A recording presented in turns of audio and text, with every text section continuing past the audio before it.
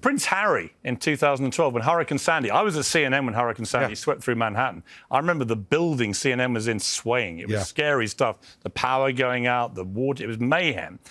Prince Harry famously visited your state as your guest at the time, and you did a walkabout with him. We did.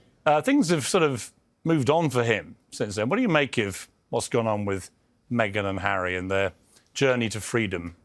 I've never met Meghan, so it's hard for me.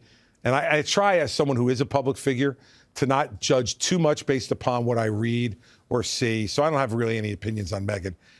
I found Harry, when I met him in 2012, to be a really kind-hearted young man, but also a pretty sad and confused one.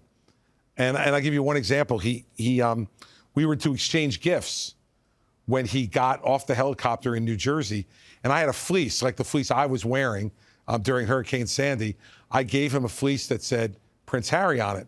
He didn't give me a gift back. And I thought, all right, well, he must have gotten the briefing wrong or whatever. We later went back to the governor's beach house to have lunch together after the walkabout. And he said, now, look, I have a gift for you. He said, but I didn't want to give it in front of all those people. And I will give it to you now, but only if you promise not to open it until I leave. And I said, why? And he said, because they make me give this, and it makes me very uncomfortable. So I said, fine, Harry. And he goes into his bag, and it's this wrapped gift, and he puts it on the table. And I honored his request and didn't open it. When we opened it afterwards, it was a framed autographed picture of himself. Are you serious? I swear to you. And what did you do with it? I gave it to my daughter, who thought he was really cute. so she kept the picture, and she still has it. It's interesting what's happened to them, because the Spotify executive kind of summed up what many people think and called them effing little grifters. Yeah. Very unpopular in the UK now because they've basically trashed the royal family so relentlessly. What do you think of that? I think it's awful. You're a big family man. I am. I think it's awful. I think if you have those kind of disputes with your father, with your brother, other members of your family, that's fine. Families fight, but they need to fight inside the family. Right. And I think when he decided to go public with all of that, and the only conclusion I can draw are two. One, that it was somehow cathartic for him. And he's obviously a troubled young man, and who could wonder about that because of his mother's passing at such a young age. But secondly, it had to be to make money. And I think that to trash your family for cash, I totally agree. I think is beneath someone who's been given all the honors he's been given over the course of his life. And so, but the good thing is, I'm hopeful that, his father now has what he's always wanted. And I'm hoping that King Charles will be forgiving.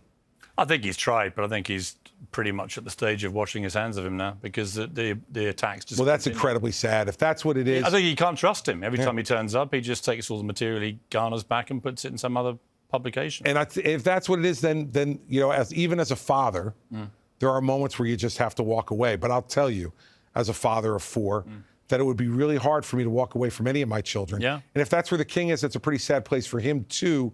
Not his fault necessarily at all, but a sad place for him at a moment in his life when he should be really pretty happy. He's got the woman he's always loved, and he's got the job he always wanted. Let's go forward a bit. You knock out Trump, you win the presidency, Inauguration Day. What do you say to the American people? That it's time for us, once again, to put our country first. It's time for us to put aside some of our differences and figure out areas where we can work together and compromise. And that the kind of president I would hope to be would be one that would be able to forge those compromises and sacrifice my own popularity to be able to make action happen. Your mother said to you before she died that far more important to be respected than to be loved, because if you're respected, the love comes down the line. I thought that was really good advice. It was great advice. Would you take that advice into a presidency? It's the advice I take into every day of my life. It's not just into my jobs. It's into the way I deal with my kids, too. I want to be someone who they respect in addition to someone they love. Because if they respect me, then they're going to come to me when they have problems. They're going to come to me for advice. They're going to come to me when they just need to cry. And that's the kind of respect that, if I were to become president, I'd want the American people to know that every day I'd be working as hard as I could to make them feel that respect for me, but more importantly, for them to feel proud of their country. And I think there are moments now where Americans don't feel proud of our country because of some of the things we're failing to do. And I want us to do the big things. The thing that I always wanted when I was governor, I used to say to my folks all the time, don't tell me about how something will affect my ratings today. Tell me if it's something that really is consequential. I want to be a governor of consequence. And I believe I was. And that's the kind of president I want to be, to do the big things, to be a president of consequence.